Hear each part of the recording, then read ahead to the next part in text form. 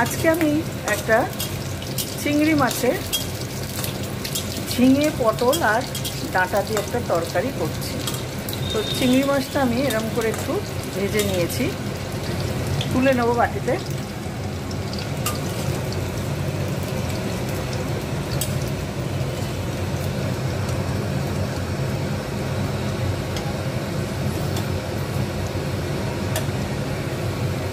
এই তেলেতেই আমি দিয়ে দেবো একটু জিরে ফোড়ন।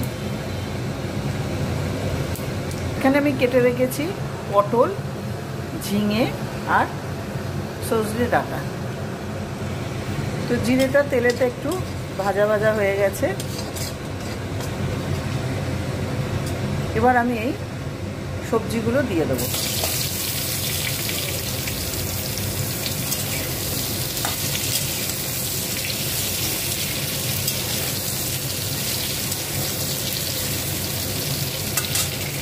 দিয়ে দেবো নুন, ভালো করে আবার মিশিয়ে দেবো। নুন দিয়ে দিয়েছি এর মধ্যে। একটু সবজিটা নরম হয়ে যাবে নুন দেওয়ার ফলে।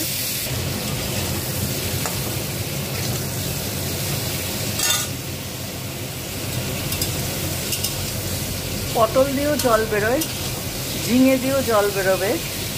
তো ওই জলেতেই সবজিটাকে আমি একটু নরম করে নেব।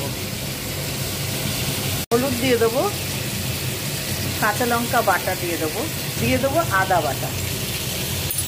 সবগুলো দিয়ে ভালো করে সবজিটাকে আমি কষিয়ে নেব।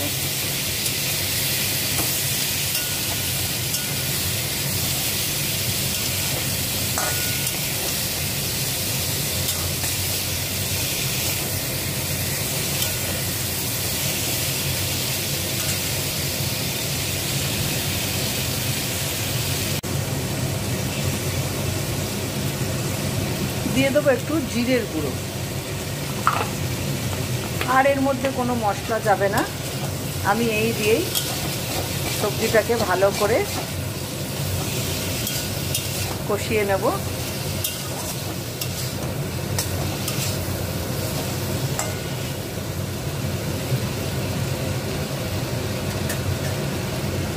ঢাকাটা খুলে দেখব। আমি এই ঢাকা দিয়ে দিই সবজিটাকে পুরো সিদ্ধ করে ফেলব।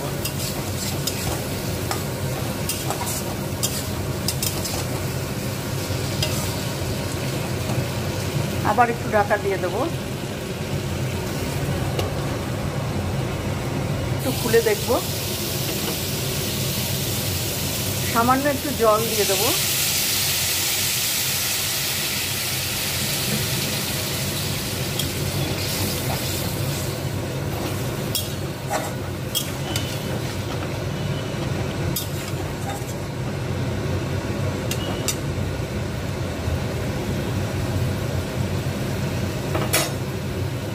চিংড়ি মাছগুলো দিয়ে দেবো।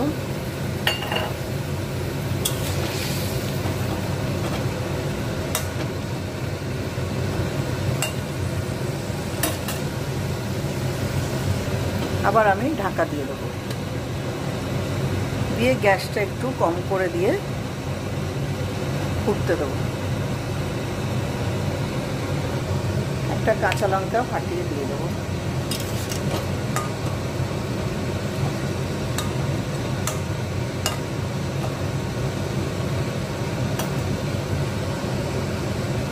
ঢাকাটা দিয়ে দিলাম।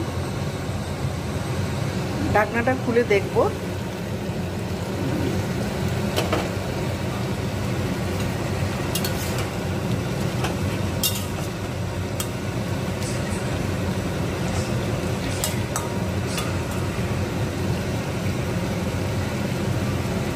একটু দিয়ে দেবো ভাজা জিরের গুঁড়ো। আবার সব ভালো করে মিশিয়ে নেব।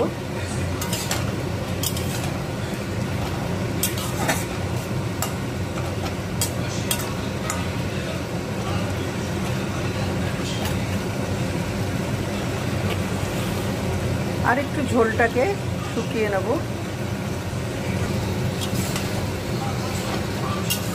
তৈরি হয়ে গেছে আমার ঝিঙে পটল আর ডাঁটা দিয়ে চিংড়ি মাছের তরকারি। এবার আমি এটা নামিয়ে নেব। বাটিতে নামিয়ে নিয়েছি। সবাই ঘরে একবার করে দেখো, খুব সাধারণ রান্না কিন্তু খুব অপূর্ব খেতে হয়। সবসময় মশলা তেল ঝাল খাওয়ার থেকে মাঝে মাঝে একটু সিম্পল রান্নাও খেতে খুব ভালো লাগে। তো ভালো লাগলে রান্নাটা সবাই লাইক করো, কমেন্ট করো, সবাই আমার পাশে থেকো। আবার পরের রান্নায় দেখা হবে। সবাই সুস্থ থাকো, ভালো থাকো।